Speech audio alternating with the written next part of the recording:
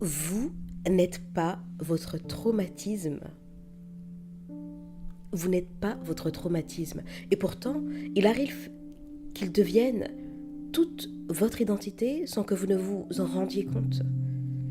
Ce que vous avez vécu a marqué votre histoire, c'est vrai, mais ce n'est pas qui vous êtes. C'est un chapitre, pas la totalité du livre.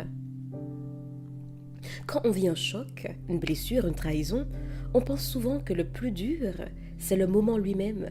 Mais en réalité, le plus difficile, c'est ce qui vient après. L'impact invisible, profond qui s'installe dans notre façon de penser, d'aimer, d'agir. Aimer si tant est qu'on s'autorise à aimer à nouveau. Le traumatisme, ce n'est pas seulement un souvenir douloureux, c'est un filtre qui colore tout, un filtre qui vous fait douter de vous, qui change la façon dont vous voyez le monde, que vous faites confiance, que vous espérez. Et petit à petit, sans le vouloir, vous commencez à vivre en fonction de ce qui vous est arrivé, au lieu de vivre en fonction de ce que vous désirez construire. Vous voyez, beaucoup de personnes confondent avoir vécu un traumatisme avec être ce traumatisme.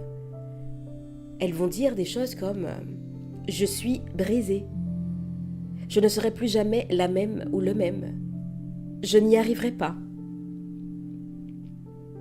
Mais ce ne sont pas des vérités, ce sont des programmations. Des phrases répétées tellement de fois qu'elles deviennent une identité. La vérité, c'est que vous avez été blessé, oui, pas redéfini. Et ça, c'est une différence fondamentale. Le cerveau, après un traumatisme, cherche la sécurité. C'est normal. Il veut éviter que ça se reproduise. Alors il crée des schémas de protection. Se méfier des autres, éviter les émotions fortes, ne plus s'attacher, tout contrôler. Et sur le moment, ça semble logique. Mais sur le long terme, c'est précisément ce qui vous enferme. Ce qui vous a protégé devient ce qui vous limite, devient votre prison.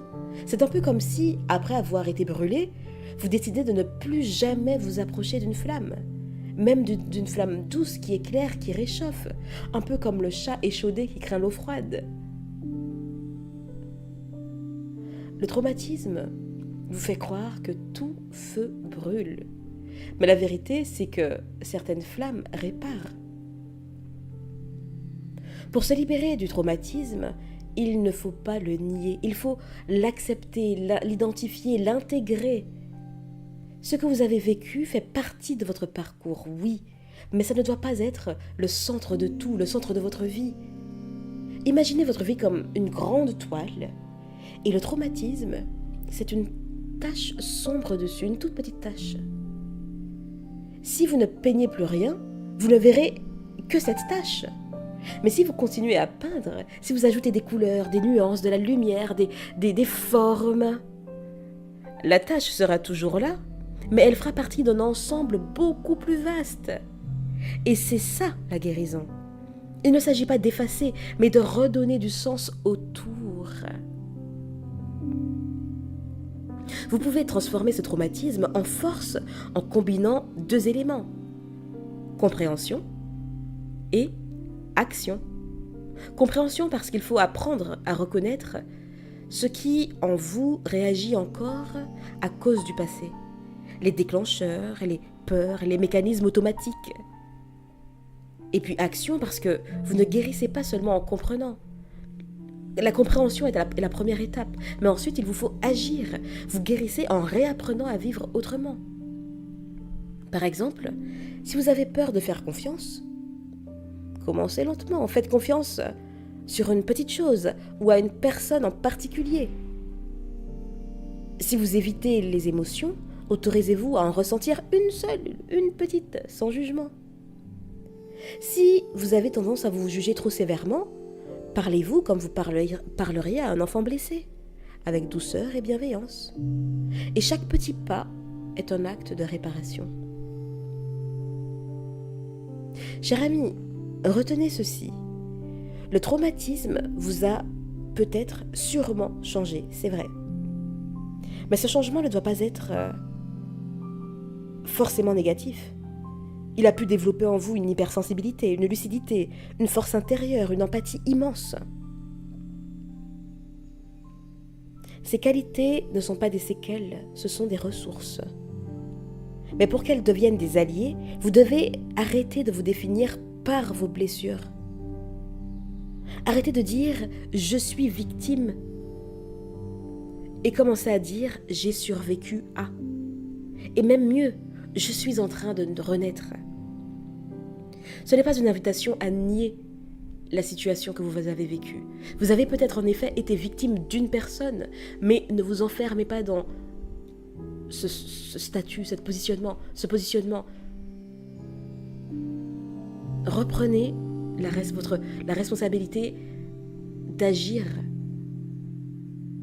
de faire bouger les choses, malgré les bourreaux devant vous, malgré les personnes profondément mauvaises et manipulatrices que vous avez pu rencontrer. Beaucoup de gens pensent que guérir, c'est oublier. Non, non, non, non. Guérir, c'est se souvenir sans souffrir. C'est regarder le passé et dire « Oui, ça m'a blessé. Mais ça ne me dirige plus. » En anglais, le mot « heal », « to heal », vient du vieux mot « whole », entier. Et donc, guérir, c'est redevenir entier.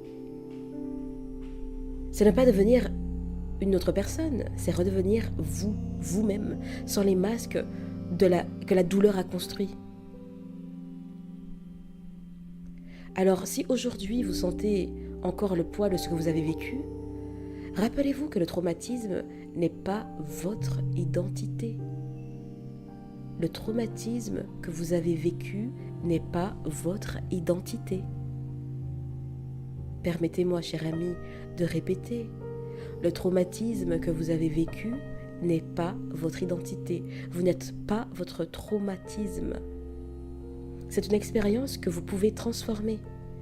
Vous pouvez en faire un moteur, une source de conscience, et non plus la prison dans laquelle vous vivez peut-être. Et quand vous commencez à vivre avec cette intention, vous reprenez le pouvoir sur votre histoire. Ce n'est plus le passé qui vous guide, c'est votre vision, vos valeurs, votre vérité. Alors oui, je sais que ce n'est pas simple. Mais vous n'avez pas besoin d'effacer ce que vous avez vécu pour avancer. Vous avez juste besoin de choisir de ne plus le laisser vous définir. Chaque jour, vous pouvez faire un choix différent, celui d'être un peu plus libre, un peu plus vous, et c'est déjà une victoire. Je vous dis à bientôt, et d'ici là, imposez-vous.